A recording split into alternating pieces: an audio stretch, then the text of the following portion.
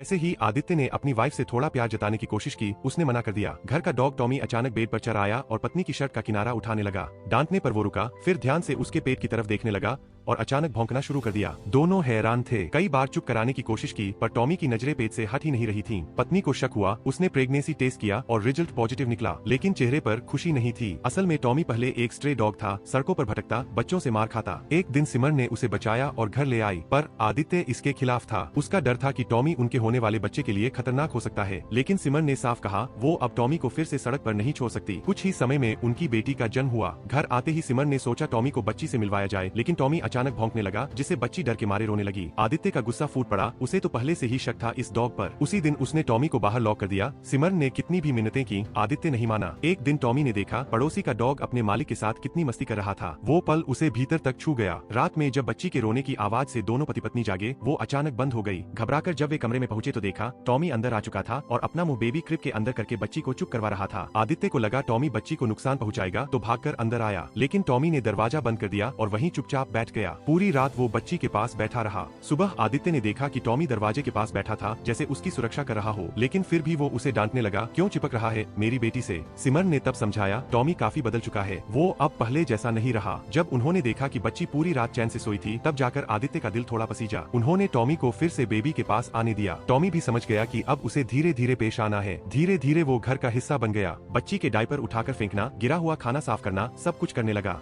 जब बच्ची ने चलना सीखा और सीढ़ियां चढ़नी शुरू की, टॉमी उसे सहारा देने लगा। सिमरन दूर से देखती रही और मुस्कुरा उठी। अब हर दिन वो उसे ऊपर नीचे ले जाता, कभी थकता नहीं। बेटी बड़ी होती गई, स्कूल जाने लगी। टॉमी अब उसका टीचर बन गया। वो पढ़ते समय किसी को पास नहीं आने देता, यहाँ तक कि आदित्य को भी नहीं। उसने बस एक काम पकड़ लिया, बेटी की देखभाल। रात को अचानक टॉमी ने सिमरन का दरवाजा खटखटाया। वो बाहर आई तो टॉमी पलटा और उसे बेटी के कमरे तक ले गया। सिमरन को बच्ची का चेहरा देखकर डर लग गया। वो बिल्कुल पीली हो चुकी थी और उसकी सांसें बहुत धीमी थीं। अस्पताल ले जाया गया, जहाँ डॉक्टर ने बताया अच्छा हुआ समय पर लाए, नहीं तो मामला बिगड़ सकता था। बच्ची को हल्का अस्थमा है। घर लौटते वक्त